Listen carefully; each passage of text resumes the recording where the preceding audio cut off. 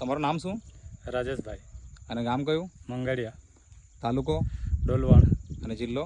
Tapi. Okay. આ ખેતર કોનું છે? આ હા, અમારા કાકાનું. કાકાનું છે. ઓકે. અને આ ખેતર કોનું છે? એ અમારું. ઓકે. તો મને જણાવો કે આ છોડ જે અહીંયા નબળા છે કેમ છે? એ છોડ છે 40 દિવસના છોડ છે ને મારા છે 30 થી 32 દિવસના. આ 40 દિવસના છોડ છે હા, અને આ છે 30 થી 32 દિવસના. દિવસના.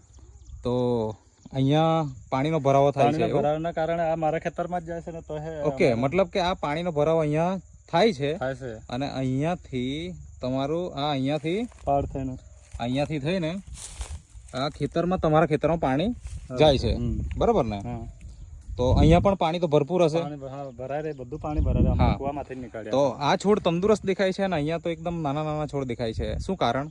એ કારણ છે આ મેં છે ને મારા ખેતરમાં મેં નેપસપ ને ટીમરીચ ને રેપઅપ ને બાયો 99 વાપર્યું છે, અચ્છા, જે ઓર્ગેનિક છે.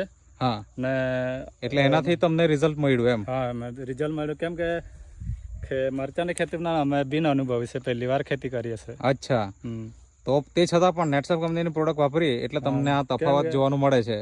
નેપસપ કંપનીના ટીમરીચ તો મેં અગાડી બી ગિલોડામાં વાપરતા હતા. અચ્છા, એના કારણે મેં એને ચોઈસ કરી. ઓકે. ને અમારે ધનસુખભાઈ સાથે મિત્રતા હતી, એમને કીધું કે મેં બી મરચા કરતા છું, મેં બી આજ વાપરતા છું, તમે બી યુઝ કરો.